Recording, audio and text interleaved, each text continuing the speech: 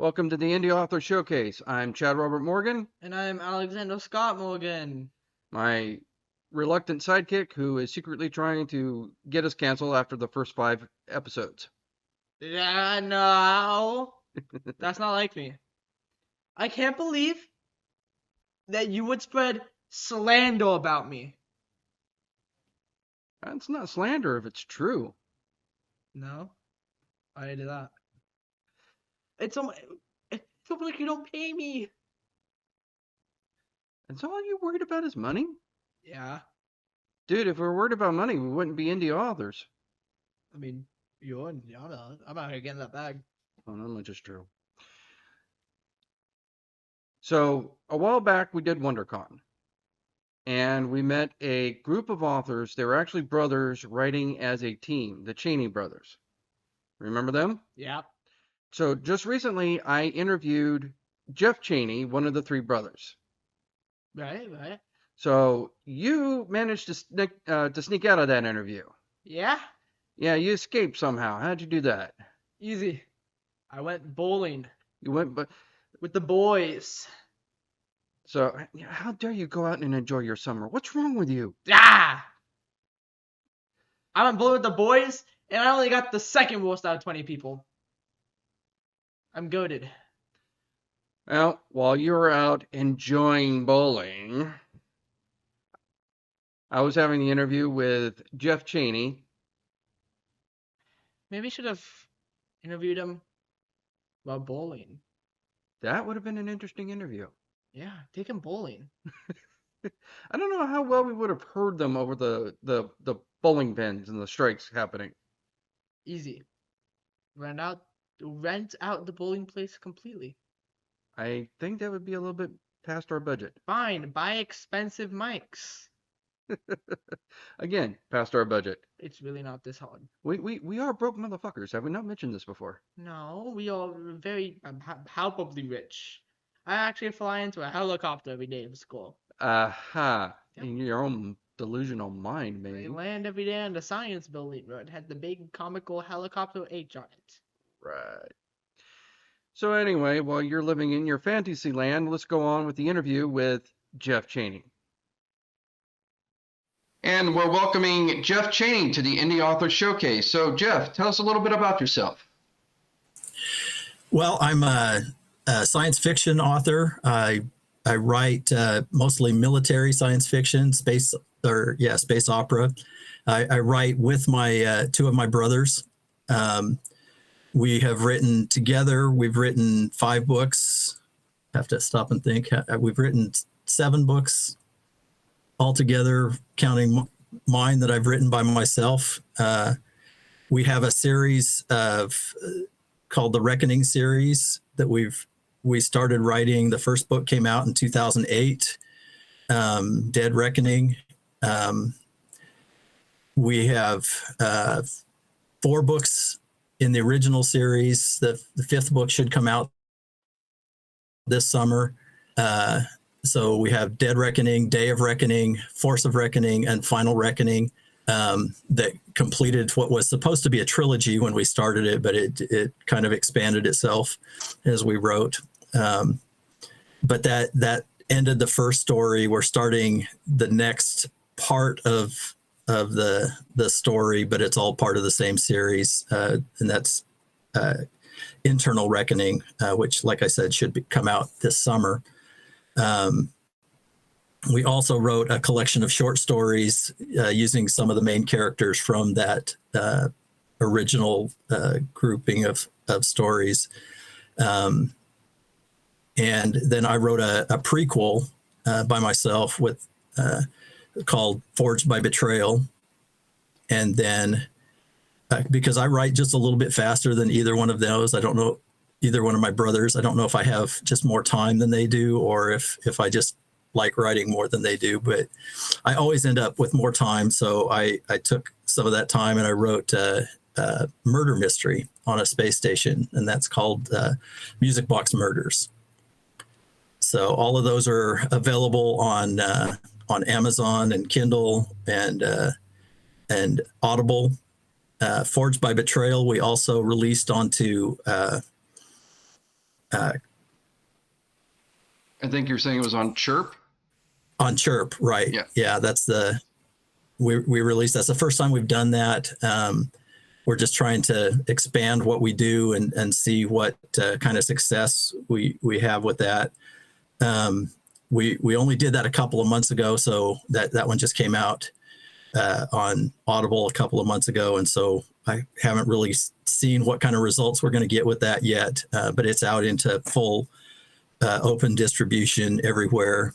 So we're hoping that will allow us to get a little bit more success with that offering than some of the others where they're just completely onto Audible and no other options. So we'll see. Hopefully that will work for us. But that's what I've done so far. Like I said, we've got the next book in the Reckoning series will be out this summer. And then the next book in the Freedom Station series, which is the Music Box Murders, should also be coming out in August. Because like I said, I write just a little bit faster than them, and I finished all of my writing for Internal Reckoning. And so I'm just waiting for them to get done with their chapters so we can start editing on that one. And then I'll go back to that one. So how does that work writing with your brothers? I would think that would be kind of a logistic problem, multiple people working on the same book. It was, we thought that it would be an interesting thing. When we first started, Craig worked about a block and a half from me where we were at, and then Jared worked maybe 6 miles from us, and so we would meet every Friday for lunch, and we would go through what we had planned. We would set goals. This is where we're going to be by next Friday, and we'd hold each other accountable to get that writing done. And we had individual chapters that this chapter's yours, that chapter's mine, this one's yours. But we thought going in that each person's writing voice is going to be different, and it's going to be hard to make the whole book sound like one person or like one voice. And so in the first book, we decided that rather than try and fight that, we would kind of buy into that. And so we wrote in first person. And so each chapter had a different character writing that chapter. And so we kind of wrote each chapter like journal entries. And this person's writing what happened to him in this chapter, and this person's writing what happened to them in this chapter. And so we moved the thing along, basically first person. And then that way each person kind of knew their character, knew what they would do, how they would react to things. And it made it pretty easy to get through the chapters. We kind of had to set firm ground rules at the beginning. These 15 things have to happen in your chapter, and you can't be going off killing people, and you can't be going off bringing in new characters, because if I'm writing chapter 20 and I'm way ahead of you here, and I've got chapter 20 written already, and you kill off this character here, and I've already got them saving everybody here in chapter 20, that's not going to work. So we had to be really rigid with our outline and have it all planned ahead of time, which is not always the way that I like to write by myself, but it worked for us when we did it that way. By the time we got to the second book, we really didn't follow through with that, because we found that by the time we got to the end of the book, we kind of all wrote in a similar method, and we could, by the time we got done editing every chapter 4 or 5 or 6 or 7 or 8 or 9 times, that we kind of had the same voice, and we could kind of mask any deviations from that. So yeah, it changed after the second book, and matter of fact, we had, by the time we got to the fourth book, our process was that whoever owned the chapter got the final edit, and they got to say, yeah, this is the way it's going to be. And everybody could suggest changes, but whoever owned the chapter, they got to make the final decision. And so Jared finished his edit on the chapter and he sent it back to me. He said, okay, make the final decision on this chapter and let's get it done. And I went, well, that's not my chapter. That's your chapter. He goes, that's not my chapter. That's yours. I go, well, it must be Craig's. And so we sent it to Craig and he goes, that's not my chapter. So we didn't even know who it was supposed to belong to. We had to go back to the outline and see, oh, well, it is my chapter. I guess I'll make a decision. So did you do that when you were younger, when you had the chore wheel? It's like, no, it's not my turn to do the dishes. It's No, it never worked that way because I was the oldest one, so I was always right. So it was always their turn. See, I appreciate the fact that you guys as a family can actually work together, because in my household, I don't succeed because of my family. I succeed in spite of them. Yeah. I am usually doing the podcast with my reluctant partner in crime, but Alex is out enjoying his summer at the moment. Alex is just the right age to be useful, but still young enough that I can order him around. I figure I got about 2 more years before he's old enough to say, screw you, Dad, and he can leave the house and do whatever he wants. And then I'm all by myself. So I'm trying to maximize just that sweet spot of being 16. Yeah. See, we got lucky in that we had a pretty big family, and I was one of the older ones, and Craig was kind of in the middle, and Jared was the youngest. And so Craig kind of grew up with me, but we didn't really grow up together because he's 6 or 7 years younger than I am. And Jared is like, I don't know, 14 or 15 years younger than I am. So I didn't grow up with him. He was only like 5 or 6 when I graduated from high school, moved out of the house. So, we don't have a lot of these internal issues from growing up as much as if I tried to work with a couple of the older brothers that I grew up with. We would argue just because he said the sky is blue, and I don't think it really is, because that's the way we grew up, of arguing about everything all along as we grew up, where we don't have to really fight that because we didn't really grow up together. So luckily that's the kind of the way it has worked out for us, that we're not fighting old battles anymore. We're just starting new ones. So what attracted you all to science fiction?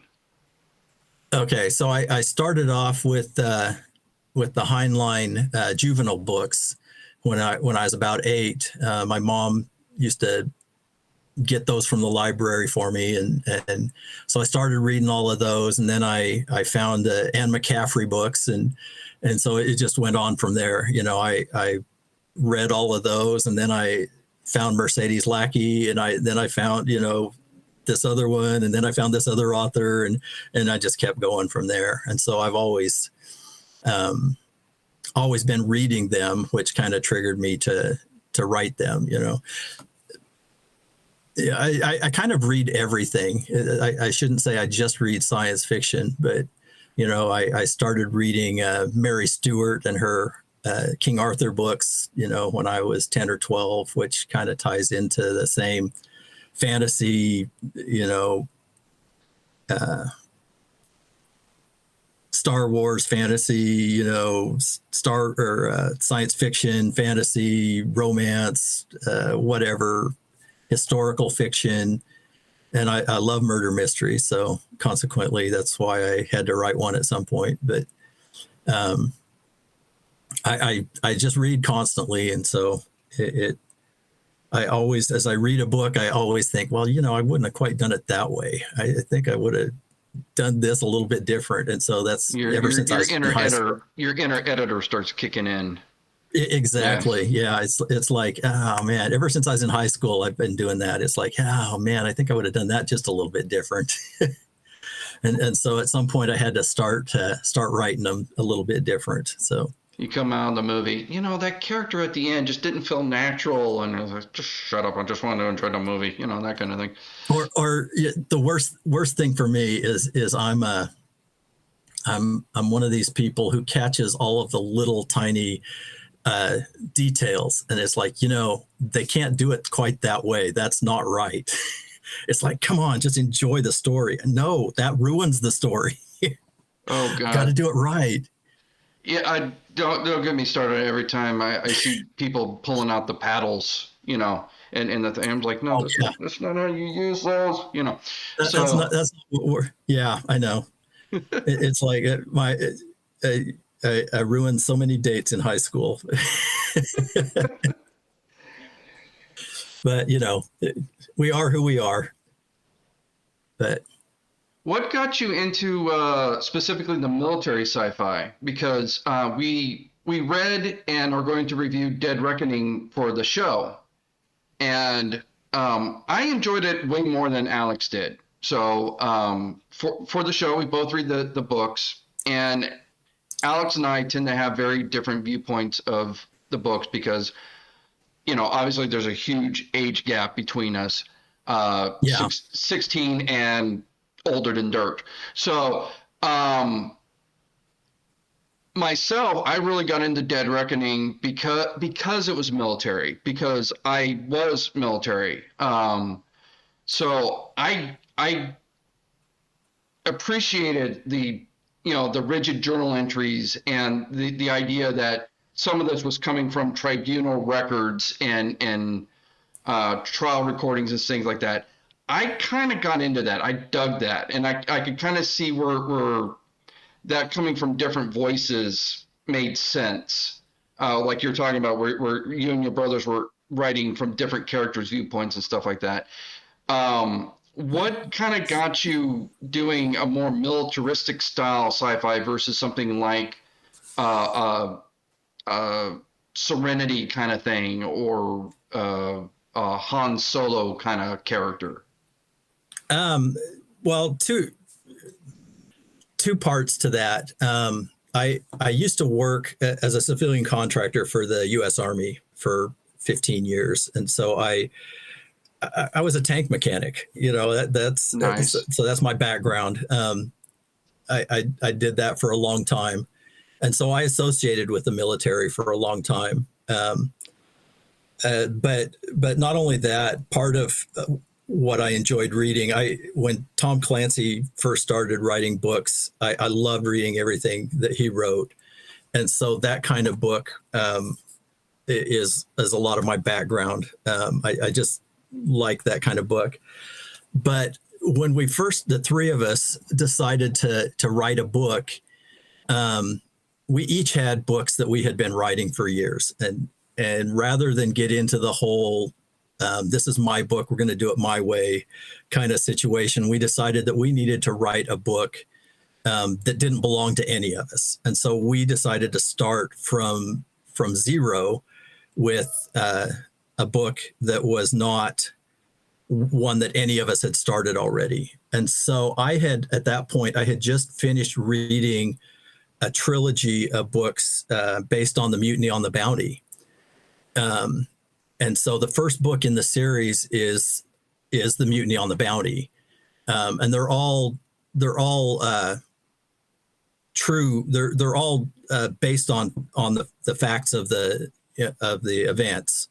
The second one is called Men Against the Sea, and it talks about Captain Bligh and his loyal crew being put off in a longboat out by Fiji and set out in the ocean, say, there you go, that's all you got, we're taking the boat and you guys are on your own. And he got the crew back around the Barrier Reef to Van Diemen's Island, and then back to England.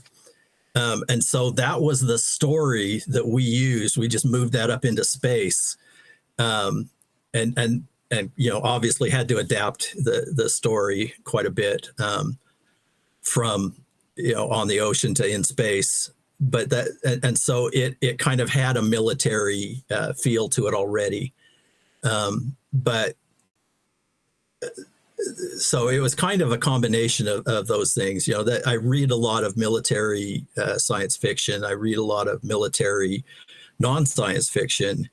And so when we took that basic story, that was kind of the direction it went.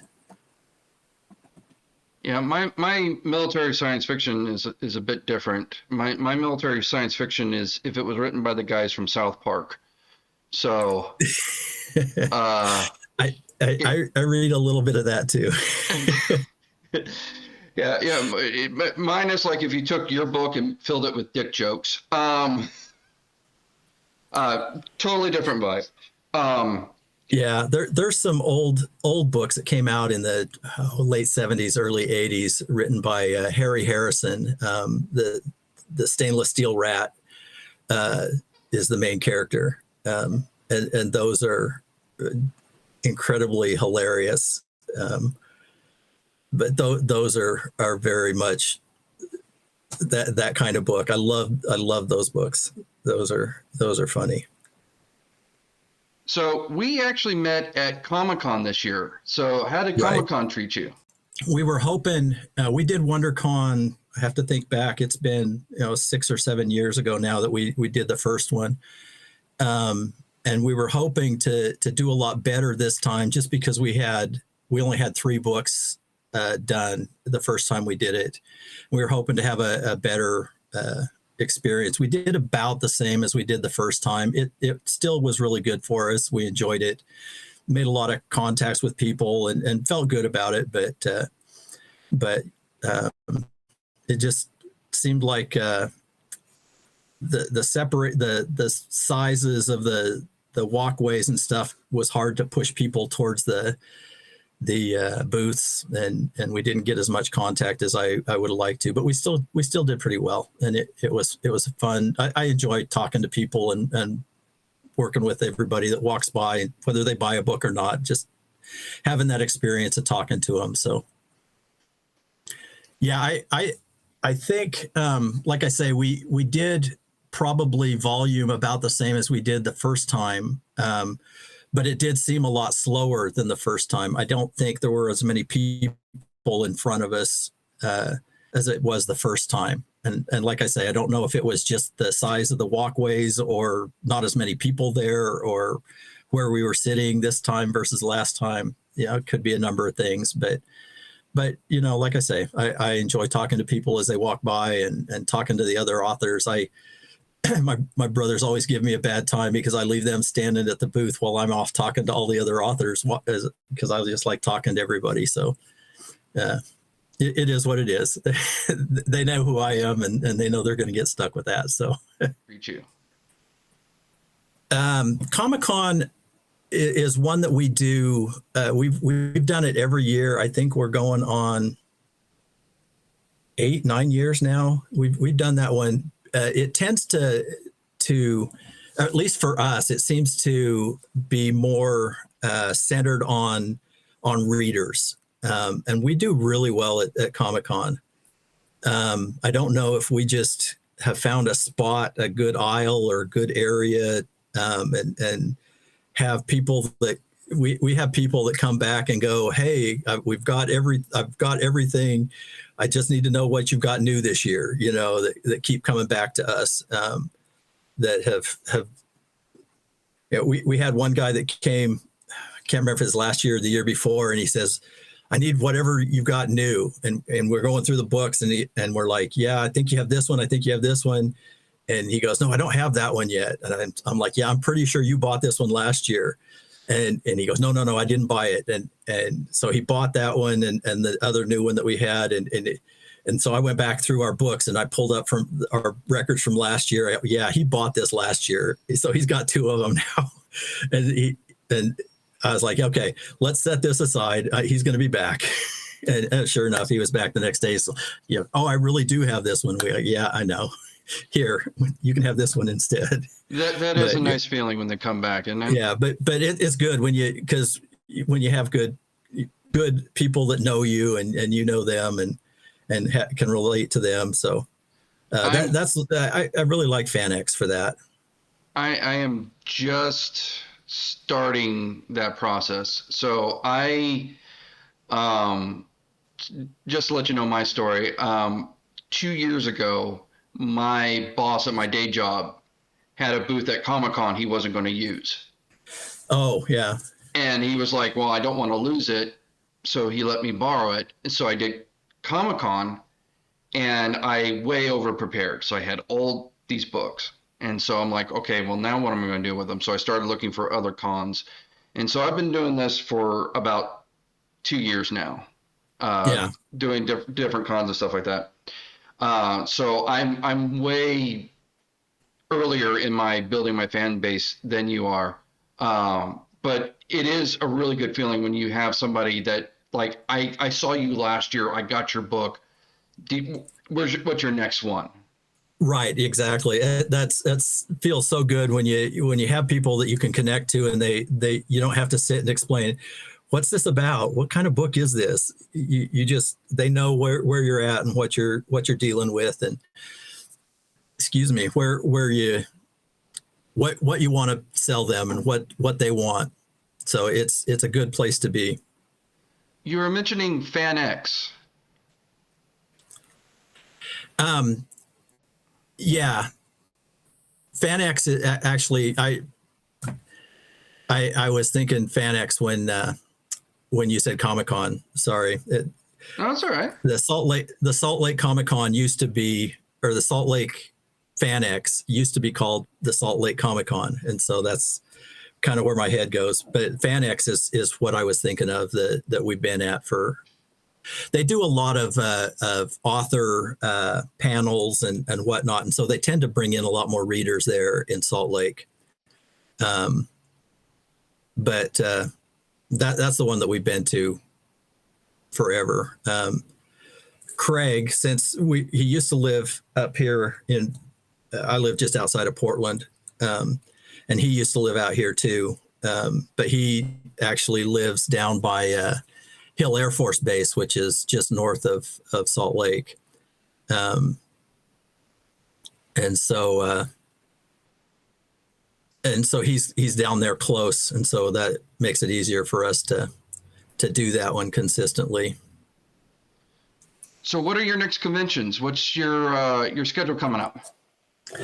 So at the beginning of September, I am at the Southwest Washington Writers Conference. I'm doing a presentation there. And then at the end of September, we're at FanX again in Salt Lake. And we don't have anything else set in stone from that point. We're planning on doing something else again in March or April, but we haven't. We're looking at 2 or 3 different things, either Emerald Con up in Seattle or possibly back down to WonderCon, but we haven't decided on anything for sure yet. So that's all the plans we have right now. We want to see if we can get those 2 books done before FanX in September. And work towards that. Sweet. And where can people find you? All of our books are available on Amazon, on Kindle, and on Audible. They're also Forced by Betrayal is available on Chirp. And they're all available on our website, which is 7seasbooks.com, or on my website, which is jeffreylcheneyauthor.com. There's links for all of them. You can get autographed copies on our 7seasbooks.com website. They're all of them are available with autographed copies at the same print copy cost. This doesn't cost any extra. We'll ship those out to you autographed. And like I said, everything is available on Amazon. So. And what's the last books you're finishing up again? So the last books we're finishing up will be Internal Reckoning, which will be the next book in the Reckoning series, and then I'm finishing up. It's called Black as the Dark of Space. It's the next book in the Freedom Station Mysteries series. Very cool. Well, Jeff, it was a pleasure to have you on the Indie Author Showcase, and I look forward to seeing you at the next con. All right. I look forward to it. I'll come find you. All right. Until next time. All right. Thanks. So that was the interview with Jeff Cheney. Wow, that was great.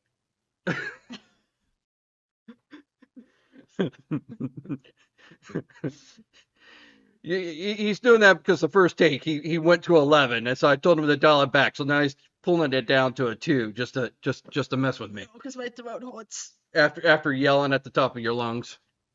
I wouldn't call it yelling. I would call it screaming. Yeah. So after the interview, we actually talked a little bit about after when he's ready to launch one of his new books, actually doing an interview again, but getting all of his brothers on. So he actually, I think he said he had 5 brothers, but he writes with 3 of them, right? So it would be a podcast with you, me, and 3 of his brothers all on the screen at once. And he said that would be just kind of chaos. And I said, well, you've obviously never seen the podcast. That would just fit right in. Yeah, because we just ramble on and as we are anyway. So just adding more voices to it would just be par for the course for us. So, but yeah, we discussed having him back for when he launches one of his new books, and to have his brothers along for the ride. So I look forward to that. I think that'd be a lot of fun if we do that. Yeah. I'm just saying it would be. Yeah. Okay. What do you want me to say? Not frap. Do you want? I don't know what. I said yeah. Okay. Yeah. What do you want? What do you want from me? English. I think we should go with English. I can speak English. That would be nice. I was speaking English. That would be a pleasant change of can't pace. believe. Why are you gaslighting me, Father? That's not what gaslighting. You're gaslighting me. Not what gaslighting. You don't know that. I do know what gaslighting. You don't know that. I understand how English works. You don't know that. You don't know that you're You don't know what gaslighting is. So let's go ahead and wrap up this episode. Let's wrap it up as we do every episode. Where can our fans find us next? What are our upcoming conventions?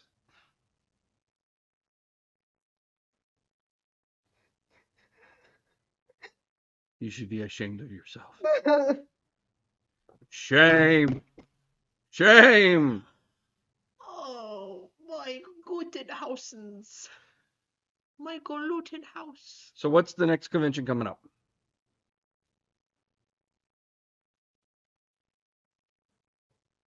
We have HorrorCon, September 14th and the 15th.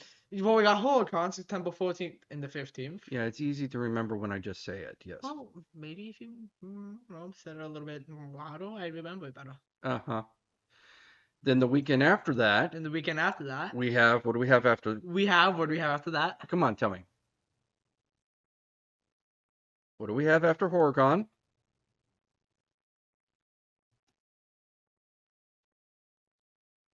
Checking my calendar app. Give me a second. Uh-huh. I am pulling it up. I can't find it. Uh-huh. So after HorrorCon, we have Creep IE in Ontario. Yeah. And then in October, we will have Son of Monsterpalooza. Yeah. So we're going to have a very busy September. Yeah. Now, on top of that, this is still tentative, but our friend Scott Campbell is going to be down in San Diego Comic-Con, and it looks like I will be down there to help him.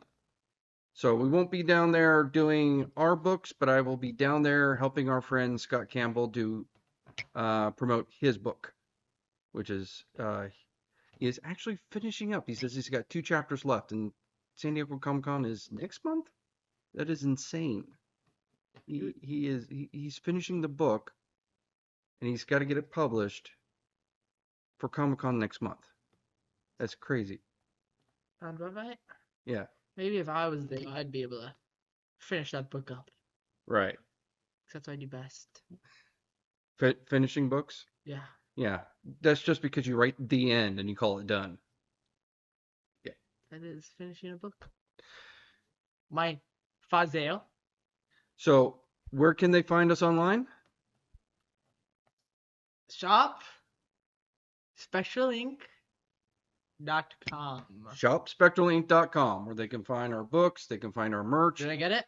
You got it. Did I get it? You got it. And you just spiked the audio on that. I know. I'm gonna mute it. And you wonder why I say you're secretly trying to sabotage the podcast. I would. It's not even a secret. You're just outright blatantly trying to sabotage the podcast. Never. And you spiked again. So, anywho. So, catch us next week where we're going to review Brian McNulty's The Half Murders, and after that, we are going to review a series of novellas called So You Survived the End of the World. Yep. Next week. So until then, I'm Chad Robert Morgan. Yep. And this is Alex Morgan over here being a little bit of a butt. What? I am checking my messages. Instead of doing the podcast. Why can't I do both? Because we're supposed to be doing a podcast. Anyways, I gotta hit over the little toodaloo. Toodaloo.